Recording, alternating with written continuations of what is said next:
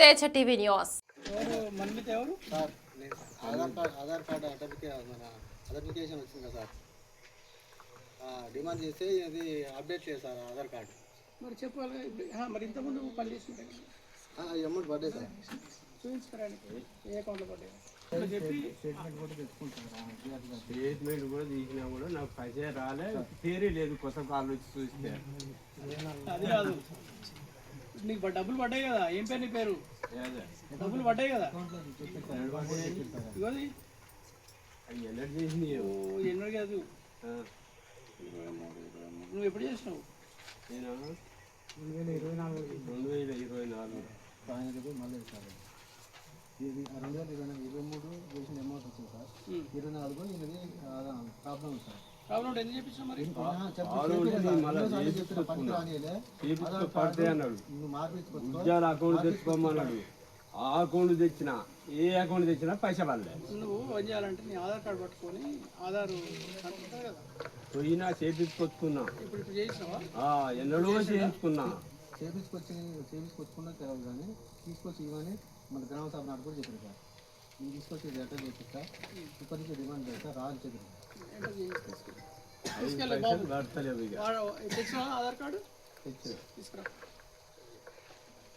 18 వారాలు అంటే ఎప్పుడు 24 వారాలు సార్. 24 వారాలు అంటే ఒకసారి పడ్డాయిగా.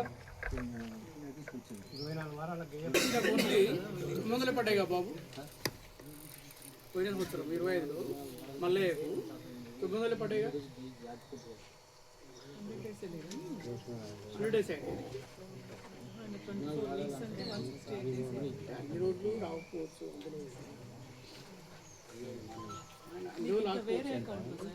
ఆధార్ కార్డ్ దేంతో మ్యాచ్ అయ్యింది? దీనికైతే ఆధార్ కార్డు దేనికి లింక్ అప్ అయింది?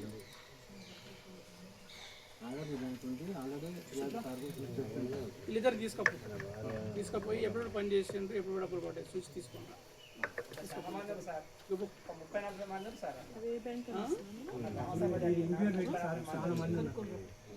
ఆయన నువ్వు మీకు పైసలు పడే మీరు రాకురి అని చెప్పి చేసి పైసలు పడ్డోలే అని చెప్తుండు. పైసలు రావు పడ్డనాడే రాదు, మీరు పడలేదని నా మీద కంప్లైంట్ ఇచ్చారు కదా అని చెప్పి చేసి మన రవి బిల్ అసిస్టెంట్ చాలా మంది 20-25 మంది సార్ అట్లా పని చేస్తున్నా. అకౌంట్ మన జాబ్ అయ్యా రాకురి వర్క్ చేపించి వాళ్ళ పేరు మీద డబ్బులు రాకుండా చాలా ఇబ్బంది పడుతుంది. కంప్యూటర్ దగ్గర పో. మిగిలిన అందరికి కూడా మీ ఊర్లో ఎంతమంది పైసలు పడ్డాయి, ఎంతమంది పడలేదు మీరు అది చేయాలి సార్.